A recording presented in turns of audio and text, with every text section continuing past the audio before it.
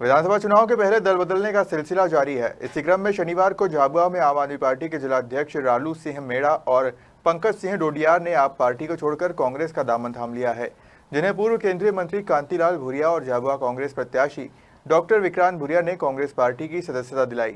इस दौरान विक्रांत भूरिया ने प्रेस कॉन्फ्रेंस में प्रदेश की भाजपा सरकार पर जमकर बरसे, साथ ही विधानसभा चुनाव में कांग्रेस की जीत का दावा किया। अपने पत्रकार साथियों का स्वागत करता हूं।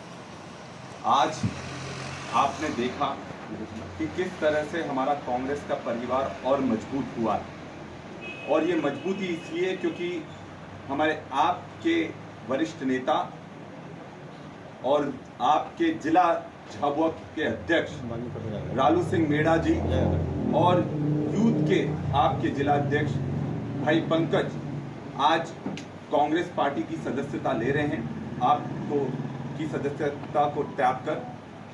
और कहीं ना कहीं हमने उनको विश्वास हम ये दिलाना चाहेंगे कि इस परिवार में पूरी ताकत से जो आप सबका उद्देश्य है कि आदिवासियों के लिए लड़ाई लड़ना, युवाओं के लिए लड़ाई लड़ना, बेरोजगारी के खिलाफ लड़ाई लड़ना, अच्छा नेतृत्व देना, क्योंकि इन्होंने भी ये चीज को स्वीकार करा कि मध्य प्रदेश में आने वाला भविष्य कांग्रेस पार्टी का है। और अगर सही मायने में हम परिवर्तन लाना चाहते हैं और सही मायने में अगर युवाओं की लड़ाई लड़ना चाहते हैं और सही मायने में आदिवासियों की आवाज बनना चाहते हैं, तो कांग्रेस ऐसी पार्टी है जो सदियों से लगातार इस लड़ाई को लड़ते आई है और आगे भी पूरे प्रभावी तरीके से लड़ेगी।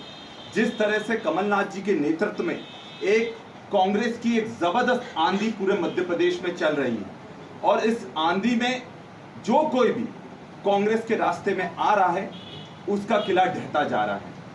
और मध्य प्रदेश जिस तरह से हम सब देखते हैं, मध्य प्रदेश में दो ही प्रमुख पार्टियां हैं, कांग्रेस और बीजेपी। और जिस तरह से पिछले 18 सालों में बीजेपी का कुशासन रहा है और उन्होंने पैसा, पुलिस, प्रशासन और सत्ता के दम पर 2018 में तख्ता पलट करा था, ये जनता और युवा अभी तक भूले नहीं है। और हम लोग ईमानदारी से ये लड़ाई लड़ रहे हैं, जनता की लड़ाई लड़ रहे हैं। और जिस तरह से मध्य प्रदेश में इस बार कांग्रेस की आंधी है, मध्य प्रदेश में 150 सीटों से ज्यादा जीतकर कांग्रेस की सरकार बनेगी। और हमने जो वचन पत्र में वादे करे हैं, किसानों के लिए वादे करे हैं, किसानों के अधिकार के लिए वादे करे हैं, महिलाओं सशक्तिकरण के वादे करे हैं, युवाओं के रोजगार के लिए वादे करे हैं, उन सब वादों को पूरा करते हुए आम जनता को राहत देने का काम हमारी सरकार करेगी। और हम सब मिलकर, हमारे भाई रालू भाई, हमारे भाई पंकज भूरिया जी, निर्मल मेहता जी, राका साहब, दोषी जी, हमारे विजय बाबर जी और वरिष्ठ सभी नेता मिलकर, साबिर भाई, हम लोग ये सुनिश्चित करेंगे कि जब हमारी सरकार बनती है तो हम तत्काल प्रभाव से जनता को राहत देने का काम शुरू कर दें।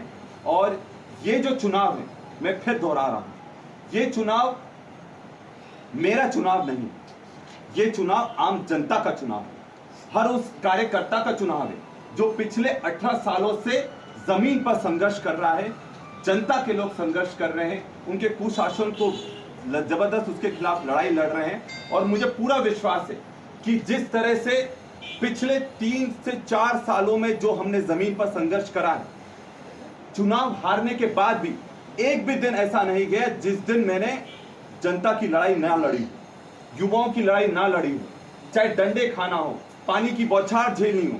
आप सब ने देखा किस तरह से भाजपा के लोगों ने 100 पुलिस वालों को भोपाल से भिजवाकर गिरफ्तार करवाकर जेल में डालने का प्रयास करा। क्यों करा?